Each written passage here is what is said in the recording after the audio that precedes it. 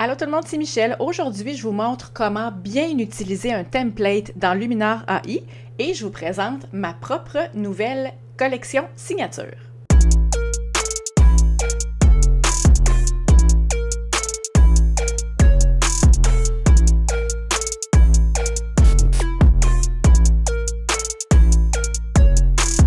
J'ai récemment eu le plaisir de collaborer avec Skylum Software pour créer une collection que j'ai appelée le Badass Action Collection et vous vous en douterez pour mettre en valeur les photographies d'action et de sport. Si vous voulez voir ce que chacun des templates fait, quand on va sur Skylum le Marketplace, on peut cliquer directement sur une des photos et vous avez un slider avant-après. Je mets le lien juste en dessous de la vidéo. Et là, c'est pas tout d'acheter un template. OK, ça donne un bon coup de main parce que ça, à mon avis, un bon template, qu'on le fasse soi-même et qu'on l'ait enregistré et sauvegardé pour un usage futur ou qu'on en achète. L'idée, c'est pas juste de cliquer sur le bouton puis de sauvegarder la photo. Moi, je trouve que pour vraiment s'approprier un look, il faut y ajouter quelques petites modifications pour vraiment aller chercher le maximum de bénéfices de l'effet désiré. Alors, je vous montre comment faire. On est dans Luminar AI. J'ai un haltérophile, une photo que j'aime vraiment beaucoup du World Masters 2019. Vous allez dans Modèle et dans le cas où c'est un de vos modèles à vous que vous avez déjà sauvegardé, ils vont être soit dans vos favoris ou dans Mes modèles. Si jamais on a acheté un template, donc on clique sur Acheter. Ici, on voit Collection Badass Action et là, vous avez le nom de chaque template. Vous pouvez cliquer sur chacun d'entre eux pour avoir un preview presque instantané de ce que le look va faire sur la photo.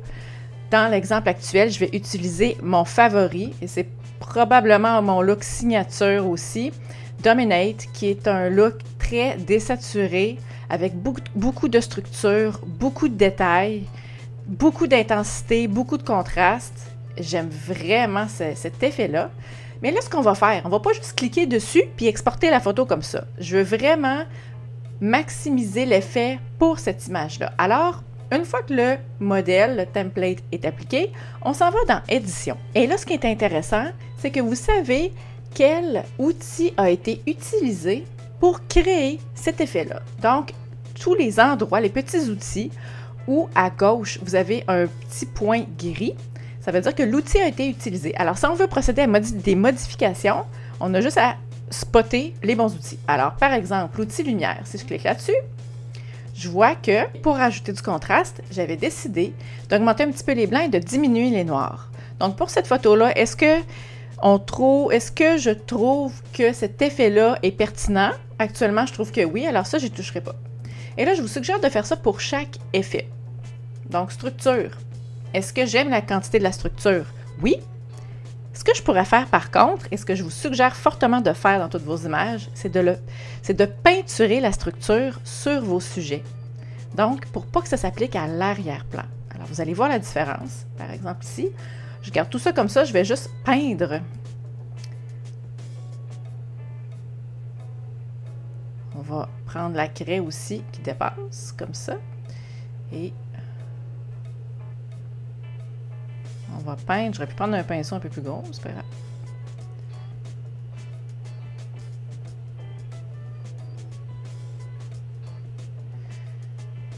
Donc, seulement sur le sujet. Et vous voyez, avant, après. Ça va vraiment rajouter la structure, mais je veux pas, j'aime bien avoir une petite profondeur de champ, donc moi, je vois pas la pertinence d'ajouter de la structure dans l'arrière-plan, c'est ça que je veux dire. Et là, ce qui est le fun, c'est qu'on prend le temps de, bon, on prend le temps, en tout cas, j'ai pas pris tant le temps, là, mais vous pouvez prendre plus le temps de peinturer, de peindre. Et là, ce que vous pouvez faire, c'est que vous pouvez copier le masque que vous venez de faire pour l'appliquer à d'autres masques. Par exemple, le masque détail, on voit qu'il a été utilisé. Alors, je peux simplement aller dans le petit outil de pinceau et faire coller. Et là, ça va s'appliquer exclusivement sur la même zone que j'ai peint pour la structure. C'est vraiment intéressant, ça fait sauver du temps, c'est très rapide. Vous voyez ici, couleur, j'ai joué dans le HSL, j'avais joué dans la saturation. Alors, si pour une raison ou une autre, dans votre photo, je sais pas, il y a du gazon, et vous voyez, j'ai vraiment beaucoup diminué la saturation du vert dans ce template-là. Mais vous, si vous en voulez du vert, appliquez-le. Vous avez juste à aller après ça dans la saturation du HSL, puis aller rétablir la quantité de vert à votre goût. L'idée, c'est d'avoir un look de base fait à 75%, un look intense qui vous tente, qui met en valeur votre photo. Puis après ça, vous allez dans le panneau édition, puis vous tweakez un petit peu les outils vraiment pour rehausser l'image exacte que vous êtes en train de traiter. Je vais vous montrer à nouveau le avant-après. Donc, après, photo originale et après. Alors, j'espère que ce petit truc-là pourra vous aider à créer des beaux looks, à sauver du temps dans votre traitement et aussi à vous donner des idées, parce que des fois, quand on part de zéro, on ne sait pas trop quoi faire. Donc là, avec cette collection-là, vous avez 12 looks vraiment différents qui s'appliquent à des photos à l'intérieur, des photos à l'extérieur. Donc, ça peut vous donner des idées puis vous aider à vous sortir un petit peu du syndrome de la page blanche. Il y a beaucoup d'outils d'intelligence artificielle qui ont été utilisés aussi, qui vont s'adapter automatiquement à toutes les photos que vous allez utiliser. Alors, jetez un petit coup d'œil. Merci beaucoup d'avoir été là cette semaine encore et on se revoit dans 7 jours pour un nouveau vidéo. Bye!